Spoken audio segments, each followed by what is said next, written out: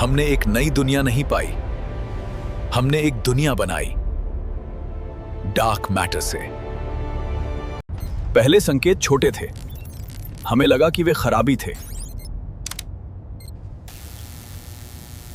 Kenji Tanaka, पहला जो गायब हुआ, उसका आखिरी संदेश सिर्फ स्टैटिक था। यह ऐसी दुनिया नहीं थी जो जीवन का समर्थन करती हो, दुनिया ही जीवन थी। हम इसके निवासी नहीं थे, हम इसका भोजन थे।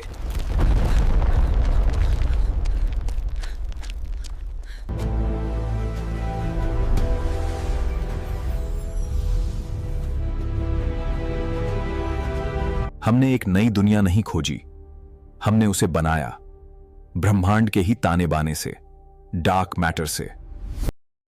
यहां न भूख थी, न युद्ध, न बीमारी।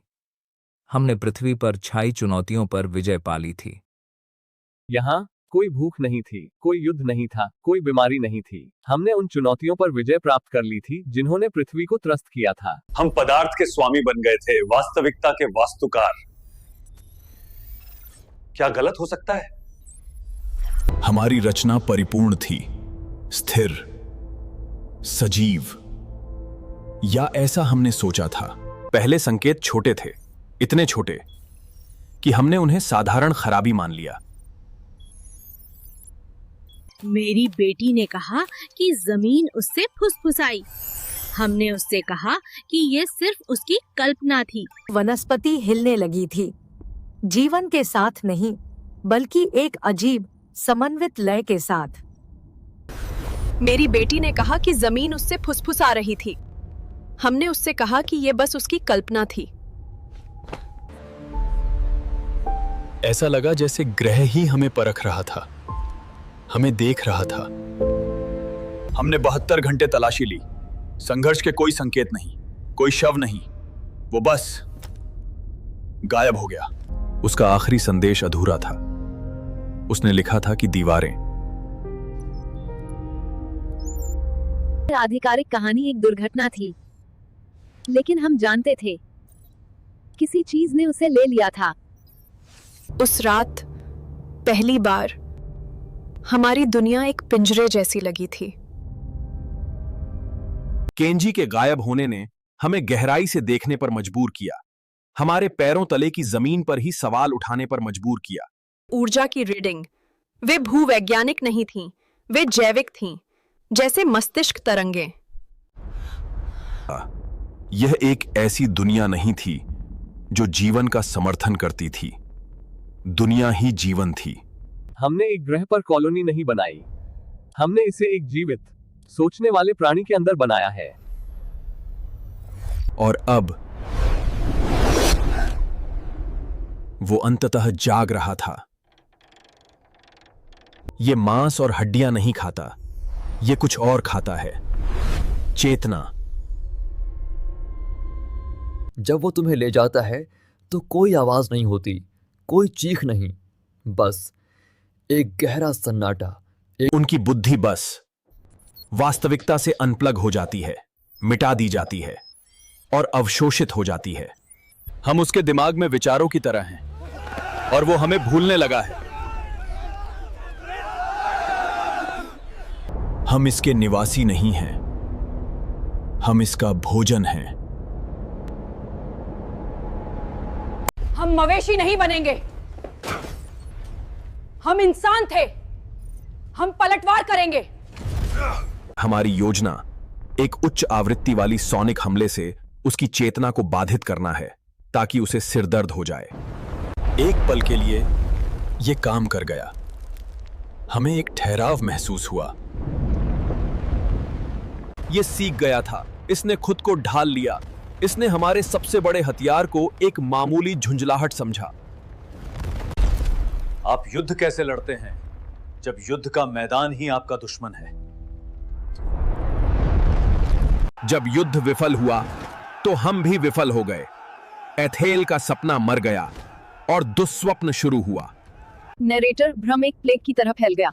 हम एक दूसरे से उतना ही डरने लगे जितना ग्रह से। तुम्हें फुसफुसाहटें सुनाई दे रही हैं? नहीं, मैं फुसफुसाहटें नहीं सुन रहा हूं। समाज टूटे हुए, हताश, युद्धरत जनजातियों में बटा हुआ था। हर आदमी अपने लिए लड़ रहा था।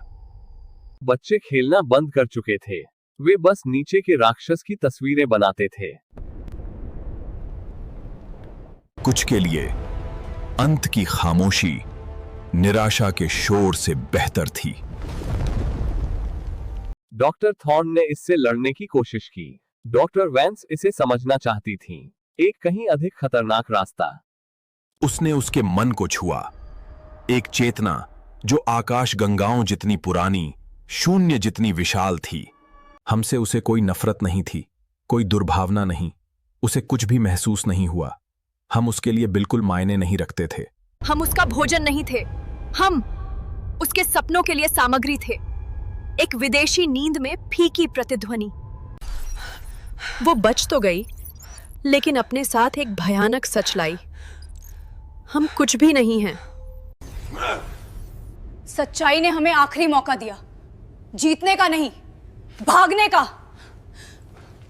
आर्क प्रोटोकॉल, हमारे उपनिवेश जहाज तक पहुंचने और इस जीवित कब्र से बचने की एक हताश योजना। लेकिन ग्रह जागरूक था।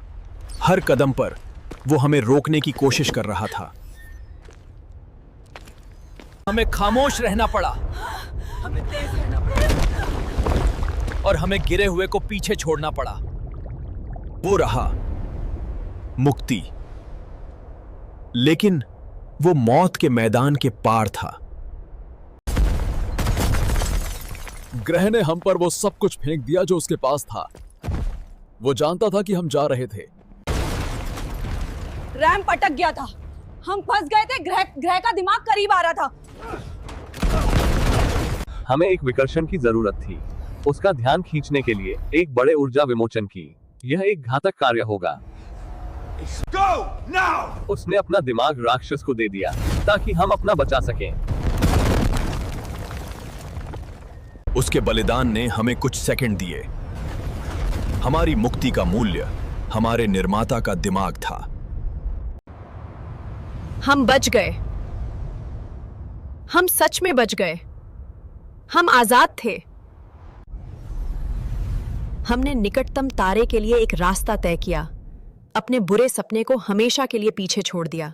पर जब आप एक भगवान के मन को छूते हैं तो वो एक निशान छोड़ जाता है।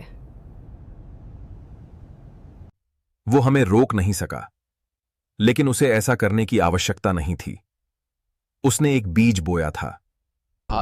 हम इससे बच नहीं पाए थे। हम तो बस इसके सपने को एक नई दुनिया में ले जा रहे थे।